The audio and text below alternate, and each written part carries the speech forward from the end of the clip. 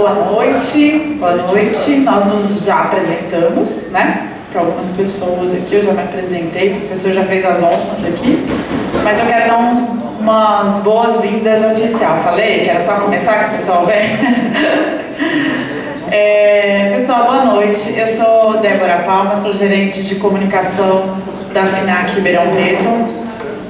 É um prazer tê-los aqui essa noite, como parte da Semana do Cérebro, né? Foi meio corrido, né? A nossa decisão de fazer o evento, mas é com muita honra que a gente recebe vocês aqui, tá?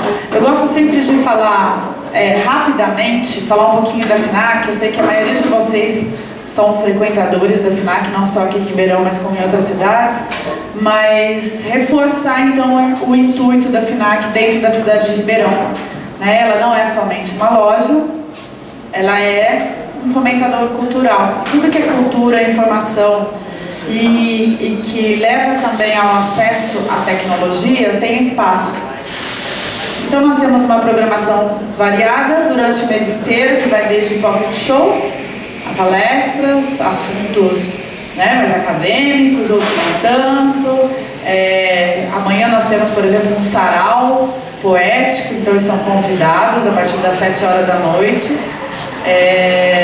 num projeto chamado Corujão da Poesia. Então, na verdade, assim, não tem por que a gente falar que não tem cultura em Ribeirão, né? Que ela não é gratuita, né? Então, eu convido todos a participarem. Hoje estamos recebendo o pessoal, então vamos começar com a professora Vera Cristina Terra, com a sua palestra. Mais uma vez, muito obrigada. Sejam bem-vindos à FINAC, formalmente, tá? E a gente se encontra mais vezes aqui, tá ok? Obrigada, boa noite. E, pessoal, quem ainda não sabe, pode pegar um cafezinho, cortesia da FINAC, tá bom? A gente vai servir um cafezinho e uns petiscos para vocês, tá bom? Obrigada. Boa noite. Eu queria colocar a seguinte coisa: nós vamos fazer um negócio bem informal. Então, eu vou estar falando um pouquinho sobre mitos e verdades em epilepsia, mas quem quiser interromper, pode interromper. E em vez de a gente fazer só uma apresentação, a gente pode fazer uma discussão, uma conversa sobre o assunto, né? Então, assim, para começar, acho que a gente tem que definir o que é epilepsia, né? Então, a epilepsia é uma condição neurológica que se expressa por meio de crises que se repetem em intervalos de tempo imprevisíveis, ocorrendo espontaneamente. Então, para que uma pessoa tenha um diagnóstico de epilepsia, existe a necessidade de que ocorram as crises, que elas se repitam, que elas sejam espontâneas. Se isso acontecer, então nós vamos ter o diagnóstico de epilepsia. E qual que é a história natural da epilepsia? Então, a epilepsia ela vai ter uma incidência de recorrência de crises em aproximadamente 2 anos, que varia de 30% a 40%. Ou seja, quem teve uma crise epilética tem uma chance em torno de 30% a 40% de ter uma segunda crise epilética. É uma chance relativamente alta, mas grande parte dessas pessoas elas vão ter as crises controladas com o tratamento adequado. Mas existe uma taxa de recorrência, de repetição do evento que é relativamente alta. E quais são as causas de epilepsia? Então, qualquer lesão cerebral pode causar epilepsia. Qualquer condição metabólica, ou seja, intoxicação por álcool, diabetes descompensado, pode causar epilepsia. E a predisposição individual. Então, aqui, lesão cerebral, a gente vai entender por qualquer alteração no funcionamento ou na estrutura do cérebro. Então, se uma pessoa tem um tumor, por exemplo, no cérebro, ela pode ter como sintoma desse tumor uma crise epilética, né? E desenvolver crises repetidas, então receber o diagnóstico de epilepsia.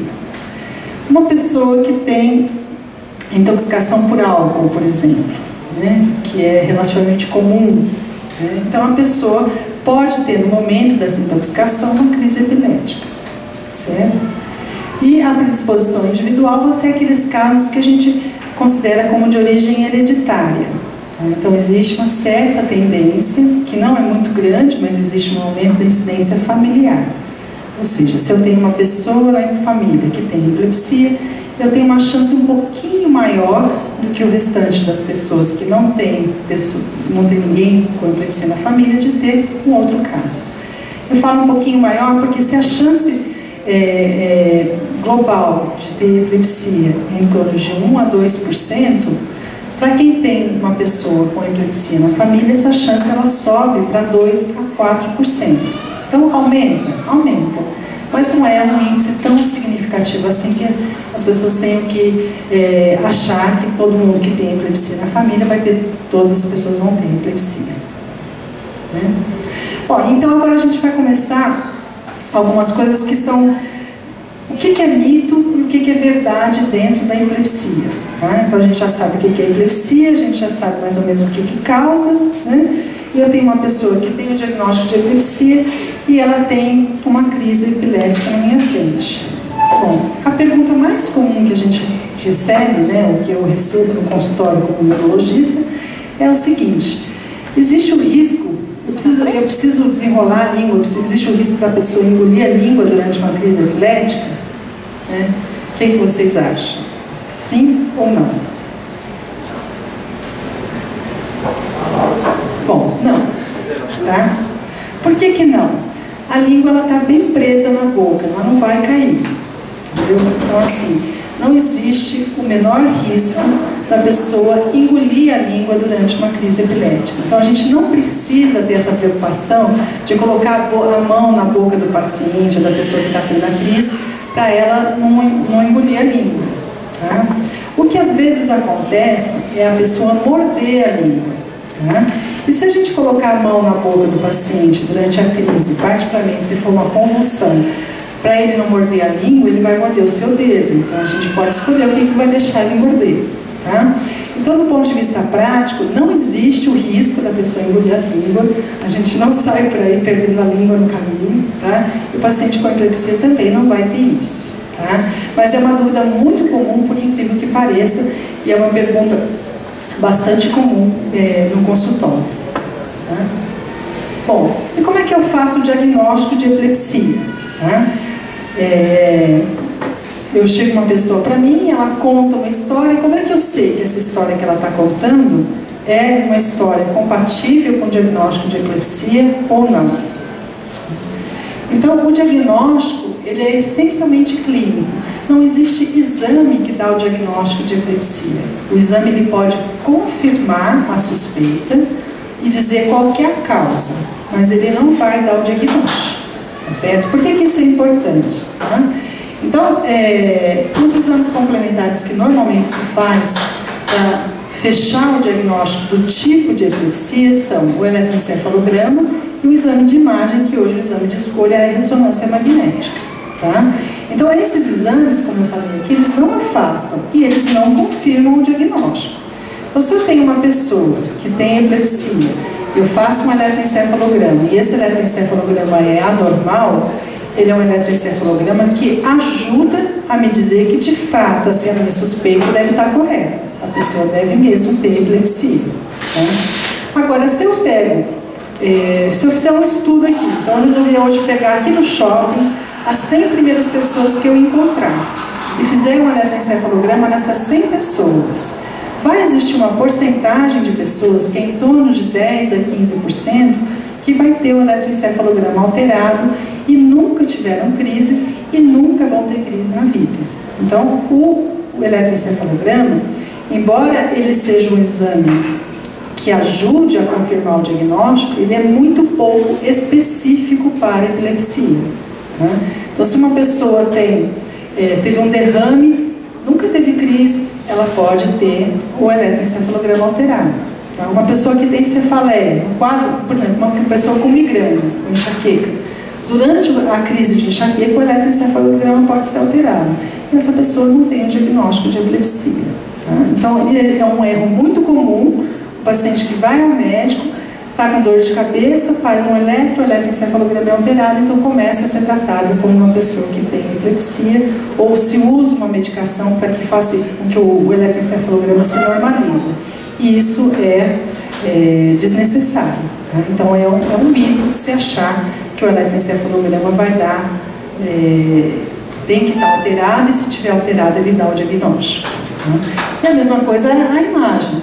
Nem todo mundo que tem lesão no cérebro tem epilepsia, embora ter lesão no cérebro seja um fator de risco para ter epilepsia. Tá certo? Bom, e a epilepsia pega? Se eu tiver com uma pessoa que está tendo uma crise, eu posso pôr a mão nessa pessoa? Eu posso tomar água no mesmo copo que essa pessoa tomou? Eu posso comer do prato que essa pessoa comeu? Então a epilepsia não pega. Tá?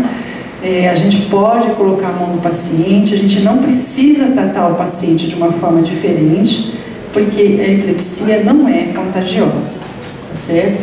E a gente tem que tomar cuidado, então, em não taxar a pessoa que tem epilepsia como epilética. Então, ela não é epilética, ela é uma pessoa que tem uma doença como qualquer outra doença. Tá? Então, existe muito preconceito em cima da epilepsia, né? Mas é importante a gente ter essa ideia de que o paciente, durante a crise, ele precisa de uma assistência adequada, mas fora da crise ele é uma pessoa normal, como todos nós. Tá? E em que idade que a epilepsia acontece? Né? Pode acontecer na criança? Pode acontecer no velho? Que idade que acontece? Né? Então, a epilepsia pode acontecer em qualquer idade, sim, mas existem picos de incidência. Esses picos são o primeiro pico na criança e o segundo pico no idoso. Tá? Então, existe, de fato, uma tendência a um maior número de casos diagnosticados na criança até os primeiros 2 anos de vida, e depois no adulto já com uma certa idade, né, acima dos 60 anos. Por que isso? Na criança, porque é a faixa etária que se desenvolve, que são diagnosticadas as malformações do cérebro. E do idoso, por conta das doenças próprias do idoso. Né? Particularmente, os derrames, os quadros tumorais, que acontecem mais no idoso. Então, por isso, se explica essas 2 faixas de incidência. Em países com índice de desenvolvimento mais baixo, existe um outro grupo, que é o adulto jovem, que é o paciente que tem epilepsia secundária a trauma.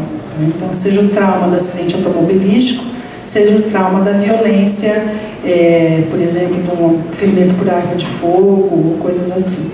Tá? Então, existe esse outro pico de incidência no adulto jovem por conta dessas situações.